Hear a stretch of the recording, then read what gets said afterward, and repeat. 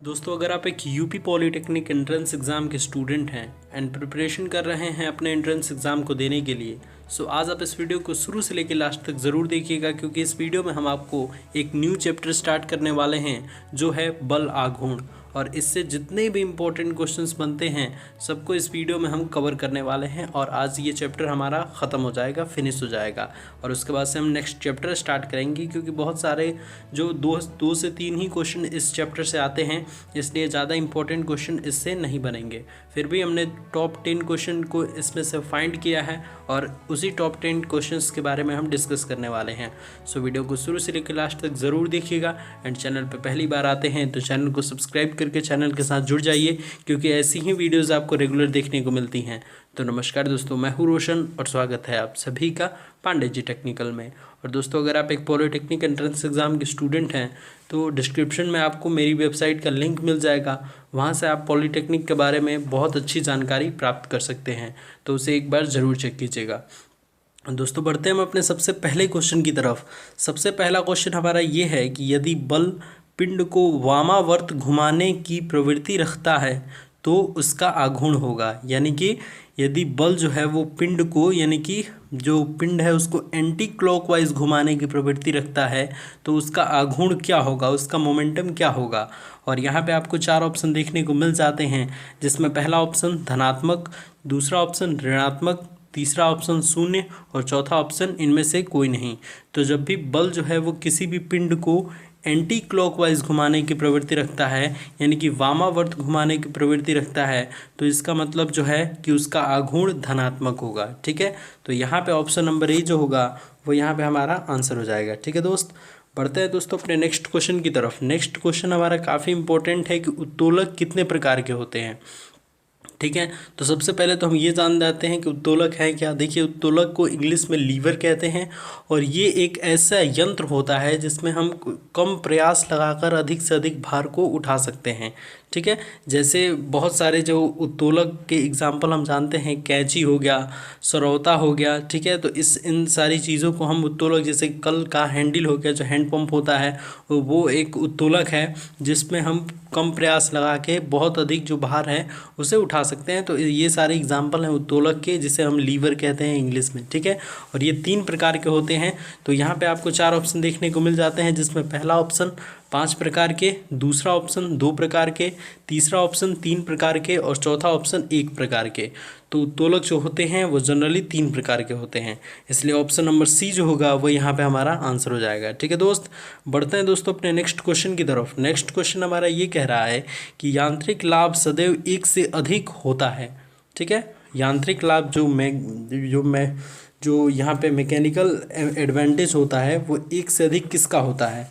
ठीक है, और यहाँ पे आपको 4 ऑप्शन देखने को मिल जाते हैं, जिसमें पहला ऑप्शन आपका कह रहा है कि प्रथम वर्ग के उत्तोलक में, दूसरा ऑप्शन आपका कह रहा है कि द्वितीय वर्ग के उत्तोलक में, तीसरा ऑप्शन आपका कह रहा है तृतीय वर्ग के उत्तोलक में, और चौथा ऑप्शन आपका कह रहा है कि इनमें से कोई नहीं। तो मैकेनिकल एडवांटेज जो यांत्रिक लाभ है वो सदैव 1 से अधिक किस में होता है, तो वो द्वितीय वर्ग के उत्तोलक में होता है। ठीक है, तो इसे हम ध्यान में रखेंगे। लीवर्स ऑफ सेकेंड ग्रुप द्वितीय वर्ग के उत्तोलक में होता है। तो यहाँ पे ऑप्शन नंबर बी जो होगा वो हमारा करेक्ट आंसर हो जाएगा। ठीक है, तो इस टाइप के क्वेश्चन को हम ऐसे करेंगे। ठीक है, और काफ़ी इंपॉर्टेंट ये क्वेश्चन है, कई बार आपके एंट्रेंस में पूछे गए हैं। ठीक है, बढ़ते हैं दोस्तों अपने नेक्स्ट क्वेश्चन की तरफ। नेक्स्ट क्वेश्चन हमारा काफ़ी इंटरेस्टिंग है कि यहाँ पे दिया गया है चित्र, आप देख पा रहे होंगे कि संलग्न चित्र में प्रदर्शित करता है। और ये चित्र आप देख पा रहे होंगे, ये क्वेश्चन आपके 2009 में पूछा गया है पॉलीटेक्निक एंट्रेंस एग्जाम में। और यहाँ पे आपको 4 ऑप्शन देखने को मिल जाते हैं, जिसमें पहला ऑप्शन प्रथम श्रेणी का उत्तोलक है, दूसरा ऑप्शन द्वितीय श्रेणी का उत्तोलक है, तीसरा ऑप्शन जो है वो ये कह रहा है तृतीय श्रेणी का उत्तोलक है, और चौथा ऑप्शन जो है वो ये कह रहा है कि उत्तोलक नहीं है, कोई उत्तोलक नहीं है। तो बेसिकली इसमें हमको बताना है कि जो चित्र में संलग्न जो चित्र दिखाया गया है वो कौन से श्रेणी का उत्तोलक है। ठीक है, तो यहाँ से हम देखिए उत्तोलक जो है वो हमने क्या बताया आपको कि 3 प्रकार के होते हैं। और ये जो होता है यहाँ पे आप चित्र देख पा रहे होंगे, जिसमें ये द्वितीय श्रेणी का उत्तोलक है। क्यों? क्योंकि इसमें जो है वो आलंब के दोनों ओर, यानी कि आलंब की एक ओर इस वर्ग के उत्तोलक में भार और प्रयास, यानी कि W और P जो होते हैं वो आलंब से एक एक ही ओर होते हैं। और यहाँ पे आप F की जगह पे जो लगा है वो आलम्ब है हम लोग का, और जो W है वो भार है, और P जो है वो आयास है या फिर प्रयास से हम कहते हैं। ठीक है, तो ये द्वितीय वर्ग का उत्तोलक हो गया। प्रथम वर्ग के उत्तोलक में अगर हम बात करें तो आलम्ब बीच में होता है और भार और प्रयास जो होता है वो इसके दोनों तरफ होता है। ठीक है, इसके अलावा तृतीय वर्ग के उत्तोलक की अगर बात करें तो तृतीय वर्ग के उत्तोलक में भी आयास तथा भार आलम्ब से एक ही ओर होते हैं। ठीक है, परंतु आलम्ब से आयास की अपेक्षा भार अधिक दूरी पर होता है, ये हम ध्यान में रखेंगे, क्योंकि आयास जो होता है वो बीच में होता है तृतीय वर्ग के उत्तोलक में, और द्वितीय वर्ग के उत्तोलक में आयास जो होता है वो साइड में होता है सबसे। ठीक है, तो इस चीज़ को हम ध्यान में रखेंगे। लेकिन हमारा यहाँ पे क्वेश्चन क्या पूछा था कि संलग्न चित्र प्रदर्शित करता है, और चित्र में हम देख पा रहे होंगे कि जो आलम्ब है उसके दोनों एक ही ओर जो है वो भार और आयास दोनों हैं, इसीलिए ये द्वितीय श्रेणी का उत्तोलक है। इसलिए ऑप्शन नंबर बी जो होगा वो हमारा करेक्ट आंसर हो जाएगा। ठीक है दोस्तों, बढ़ते हैं हम अपने नेक्स्ट क्वेश्चन की तरफ। नेक्स्ट क्वेश्चन हमारा काफ़ी इंटरेस्टिंग है, और नेक्स्ट क्वेश्चन हमारा ये कह रहा है कि निम्न चित्र में प्रदर्शित बलयुग्म का आघूर्ण है। और यहाँ पे आप चित्र देख पा रहे होंगे, तो सबसे पहले तो हम बलयुग्म समझते हैं कि वो क्या होता है। तो जब भी समान परिमाण के परंतु विपरीत दिशा में दो बल जो लगते हैं और उनके बीच कुछ अल्प दूरी मतलब स्थित होती है, जिसे हम दोनों बलों के बीच की लंबवत दूरी भी कहते हैं, तो अगर वो ऐसे होती है और दोनों बल जो हैं समान परिमाण के होते हैं और दिशा में विपरीत होते हैं, तो ऐसे बल जो है वो बलयुग्म क्रिएट करते हैं। ठीक है, कपल क्रिएट करते हैं, जिसे हम इंग्लिश में कहते हैं। ठीक है, लेकिन कंडीशन ये होता है कि ये जो दोनों बल हैं उनका परिमाण समान होना चाहिए, लेकिन दिशा विपरीत होनी चाहिए। तो सेम वैसे ही आपको इस क्वेश्चन में दिख रहा होगा, और इस क्वेश्चन में आपको क्या पूछ रहा है कि बलयुग्म का आघूर्ण पूछ रहा है। ठीक है ना, तो बलयुग्म का आघूर्ण निकालने के लिए बल गुणे दोनों बलों के बीच की लंबवत दूरी होता है। तो दोनों बलों में से किसी एक बल का परिमाण ले लेंगे, तो दोनों बल का परिमाण जो 20-20 है, तो इसमें से किसी एक का ले लेंगे। ठीक है, क्योंकि परिमाण सेम है। तो 20 गुणे दोनों बलों के बीच की दूरी कितना दिया है, यहाँ पे आप देख पा रहे होंगे 4 मीटर। तो 20 गुणे 4 बराबर 80 न्यूटन मीटर। और यहाँ से हमारा क्या स्पष्ट हो जाता है कि बलयुग्म का आघूर्ण जो होता है उसका हमारा मात्रक भी न्यूटन मीटर होता है। ठीक है, तो 80 न्यूटन मीटर हमारा आंसर हो जाएगा, इसलिए हम ऑप्शन नंबर सी को टिक करके आएंगे। तो इस टाइप के क्वेश्चन बहुत इजी होते हैं और आपके एंट्रेंस में पूछे जाते हैं, और ये क्वेश्चन जो है वो आपके 2006 में पूछा गया है। ठीक है, तो उत्तोलक से जो है वो क्वेश्चन बनते हैं। सो इस टाइप के जितने भी क्वेश्चन हैं सबको आपको डेफिनेटली तैयार करना है। ठीक है, और हम सिलेबस बाय सिलेबस आपके जो हैं वो सारे चैप्टर को कंप्लीट कर देंगे आपके एग्जामिनेशन आते आते। सो हमारे चैनल को ज़रूर सपोर्ट कीजिए, शेयर कीजिए, एंड वीडियो पसंद आने पर वीडियोज़ को लाइक ज़रूर कीजिएगा। दोस्तों, बढ़ते हैं हम अपने नेक्स्ट क्वेश्चन की तरफ। नेक्स्ट क्वेश्चन हमारा ये कह रहा है कि निम्न चित्र में धरण ए बी के सिरे बी पर लटकी टेक पर प्रतिक्रिया होगी। ठीक है, जो ए बी यहाँ पे आप देख पा रहे होंगे, उसके जो बी सिरा है उसका जो सपोर्ट है उस पर प्रतिक्रिया कैसी होगी और कितनी होगी। ठीक है, तो यहाँ पे सारी वैल्यूज़ आपको दे दी गई हैं यहाँ पे। तो इसके क्या करेंगे कि ये जो बी पे प्रतिक्रिया निकालने के लिए हम आघूर्ण ले लेंगे ए के सापेक्ष। तो ए के सापेक्ष अगर हम आघूर्ण लेंगे तो ए के सापेक्ष अगर मान लीजिए ए पर प्रतिक्रिया आर ए है और बी की प्रतिक्रिया आर बी है। ठीक है, तो ए के सापेक्ष अगर ए की प्रतिक्रिया लेंगे तो वो हमारा 0 हो जाएगा, क्योंकि जो उसके अक्ष से ही जब उसका जो है वो क्रिया बिंदु जाएगा तो दूरी जो होगा वो एकदम कम होगा, यानी कि 0 के समान होगा। तो ये जो होगा उसी बिंदु से होकर जाने से इसका आघूर्ण जो होगा वो 0 हो जाएगा। इसके अलावा अगर हम 1t की बात करें तो इसका जो मोमेंट होगा, इसका आघूर्ण होगा, वो इस पर बल कितना लगा है 1t, और इनके बीच की दूरी कितनी है, ये a और t के बीच की 1t के बीच की दूरी 1 मीटर है। ठीक है, तो 1 × 1 हो जाएगा। ठीक है, लेकिन इसका जो रोटेशन है वो क्लॉकवाइज होगा, इसकी वजह से इसे नेगेटिव लेंगे। देखिए, जब किसी बल जो है वो किसी वस्तु को क्लॉकवाइज घुमाती है तो उस टाइम हम उसके आघूर्ण को नेगेटिव लेते हैं और एंटी क्लॉकवाइज की स्थिति में पॉजिटिव लेते हैं।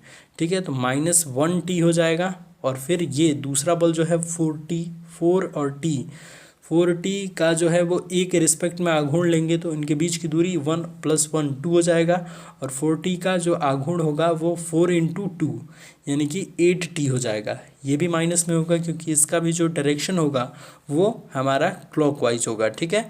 सो इसको भी हम माइनस में लेंगे।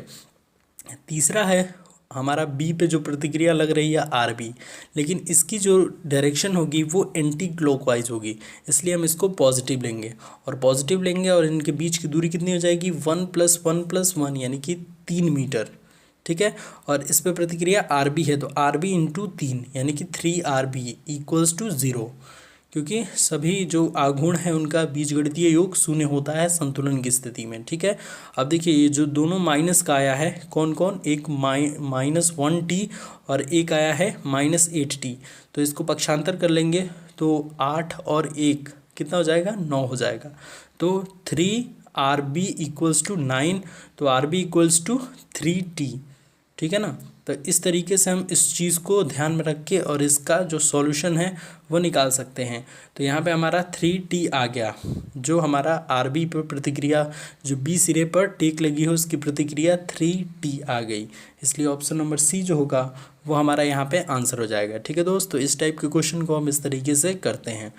दोस्तों बढ़ते हैं हम अपने नेक्स्ट क्वेश्चन की तरफ। नेक्स्ट क्वेश्चन काफ़ी इंपॉर्टेंट है हमारा कि बल आघूर्ण टाउ जिसे कहते हैं और बल F तथा दूरी d में संबंध होता है अथवा सही संबंध है, ठीक है। तो यहाँ पे 4 ऑप्शन आप देख पा रहे होंगे, जिसमें पहला ऑप्शन आपके कह रहा है कि F टाउ = F + d, दूसरा ऑप्शन आपके कह रहा है टाउ = F/d, ठीक है। तीसरा ऑप्शन आपका कह रहा है टाउ = F - d, और चौथा ऑप्शन आपका कह रहा है टाउ = F × d। तो देखिए बल आघूर्ण, ठीक है, बल आघूर्ण जो टाउ होता है और बल और दूरी में संबंध टाउ = F × d होता है।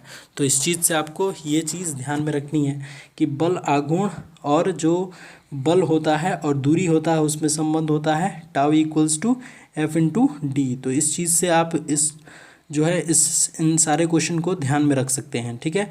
अब दोस्तों बढ़ते हैं अपने क्वेश्चन, हमारा ये कह रहा है कि बल का आघूर्ण कहलाता है, और यहाँ पे आप 4 ऑप्शन देख पा रहे होंगे, जिसपे पहला ऑप्शन आपका कह रहा है बल, दूसरा ऑप्शन आवेश, तीसरा ऑप्शन किया गया कार्य, और इनमें से कोई नहीं चौथा ऑप्शन है आपका, ठीक है। तो बल आघूर्ण आप क्या जानते हैं कि टाउ = F × d होता है, ठीक है।